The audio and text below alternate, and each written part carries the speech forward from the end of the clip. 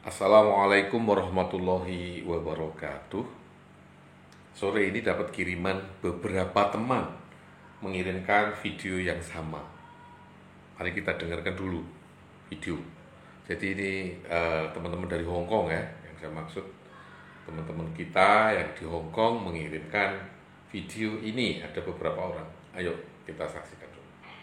Jangan bilang aman ya, utang nggak bayar. Dia tunggu sampai 100.000 dolar Hong Kong, nanti sita rumah Anda. Sekarang sistem online ya Mbak, jangan main-main ya. Kalau kalian nggak bayar, suatu saat anak atau cucu kamu yang akan membayarnya. Kasihan kan? Lebih baik kalau ada utang, silahkan dibayar dulu pelan-pelan, daripada nanti bengkak-bengkak, kasihan anaknya. Karena bank itu yang nagih nunggu banyak dulu, bisa sita rumah, sita apa, baru dia akan maksudnya akan menyita. Jadi nggak akan ada informasi apapun selagi belum banyak, belum numpuk. Jadi tunggu banyak dulu sampai 150 atau 200.000 baru grebek gitu. Karena sekarang KTP ID itu semua online, jadi nggak bisa nipu, nggak bisa bohong.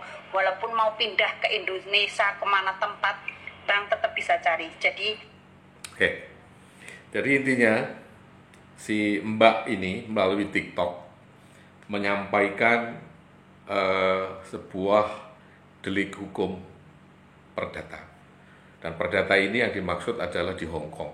Jadi tempat kejadian perkara perdatanya itu di Hong Kong, dan kemudian bagi orang-orang atau teman-teman kita di Hong Kong ini tidak mampu membayar atau lalai atau wan prestasi. Dan kemudian ini disampaikan bahwa walaupun penjenengan mbak-mbak ini yang di Hong Kong itu sudah pulang ke Indonesia, ini akan dikejar.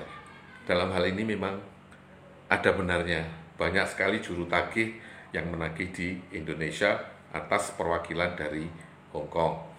Memang pelajarannya benar, punya hutang dibayar. Tetapi secara hukum, ketika seseorang tidak mampu membayar hutang, maka ada penyelesaian secara hukum. Misalnya pilot ataupun bangkrut, ataupun hutangnya ini akibat dari penipuan. Misalnya banyak sekali yang kita lihat data si A dipakai oleh si B karena si B telah merayu dan menipu untuk menggunakan datanya untuk melakukan peminjaman di finance di Hong Kong. Dan ini banyak sekali terjadi. Diajak MLM, diajak QNet misalnya, ataupun diajak Mezzo dulu, kemudian modalnya dari hutang. Ini adalah rayuan-rayuan untuk membuat hutang.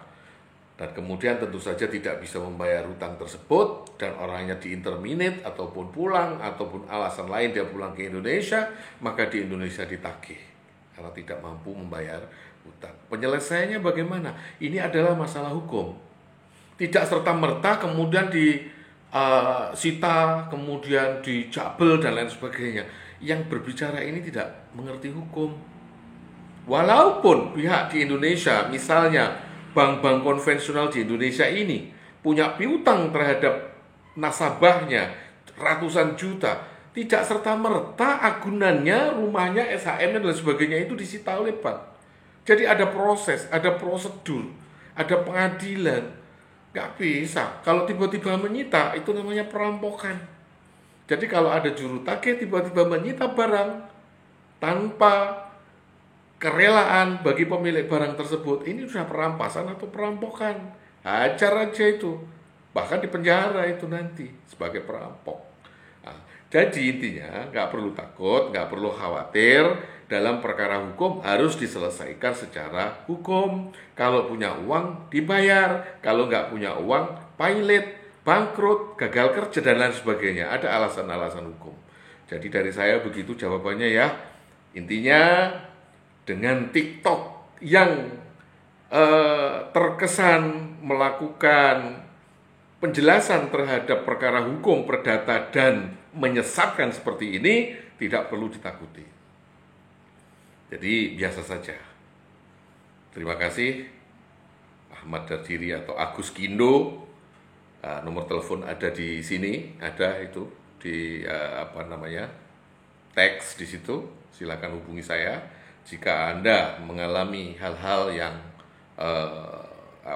perkara hukum di Hong Kong maupun di Indonesia, silahkan menghubungi. Insya Allah kita akan berikan konsultasi dan kita akan jelaskan bagaimana menguraikan perkara yang akan Anda hadapi itu. Demikian, wallahul muwaffiq ila aqwamit thoriq. Assalamualaikum warahmatullahi wabarakatuh.